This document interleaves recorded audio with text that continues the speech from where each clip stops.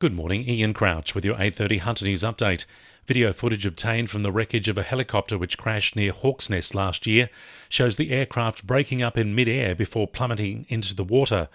Experienced pilot Ed Craft and his dog Roxy perished in the crash on October 26. The Australian Transport Safety Bureau has released its preliminary report into the crash, saying the footage shows Mr Craft overrode the autopilot of the aircraft moments after it began to roll and pitch slightly. But the chopper then pitched heavily to the right and overturned before spiralling into the water off Bennett's Beach. The ATSB says during the accident sequence, the main rotor likely impacted the cabin and sliced through the tail boom. The investigation continues. Emergency services are urging vulnerable members of the community to take care as the Hunter braces for scorching temperatures. A 3-day heatwave is forecast for much of the east coast. Newcastle is expecting a top of 39 on Friday, while Singleton is expecting to reach 42 degrees. Hunter Water says household water bills will need to rise by an average of $90 a year to pay for the proposed desalination plant at Belmont. Initially slated to be a temporary facility producing up to 15 million litres a day, the plant will now be a permanent utility, able to provide up to 30 million litres of drinking water each day. The plant has now become a central part of the Lower Hunter Water Security Plan to ensure the region has a sustainable water supply during times of drought. The estimated cost has ballooned from $250 to $530 million. Modification plans go on public display for 28 days from today. Social work research from the University of Newcastle has shown responsive leadership in the Northern Rivers floods during 2022 was mostly undertaken by women. The research gathered data from interviews with members of the Northern Rivers community 9 to 12 months after the event.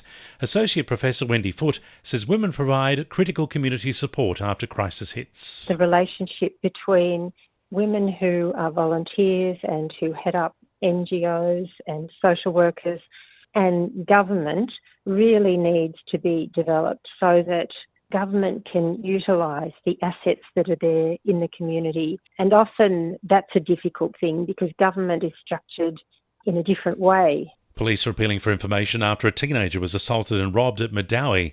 The 15-year-old boy was leaving the local skate park at about 11:30 on Monday morning when he was approached by two people on motorbikes. He was pushed off his bike and had his bag stolen before the pair fled on their motorbikes. The teenager suffered a suspected broken collarbone and was taken to hospital for treatment. Anyone with information is urged to contact Crime Stoppers. A new athlete testing facility is opened at the Hunter Sports Centre. It forms part of a $52 million expansion of the centre at Glendale. Hunter MP and 5-time Olympian Dan Repicoli says once fully completed, it's slated to be a success. It'll be one of the best centres in New South Wales and if not Australia, so that'll attract some big events and some big crowds as well.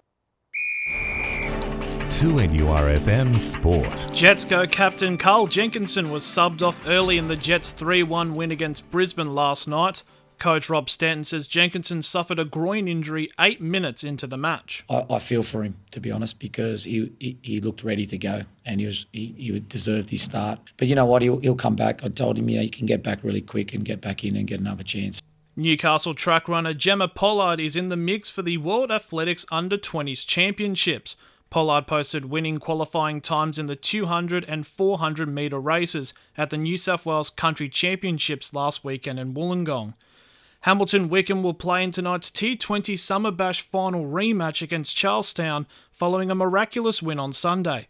Puma's bowler Jamie Dixon took 4 wickets in the final over, including a hat-trick from the final 3 balls to beat Merriweather by a single run.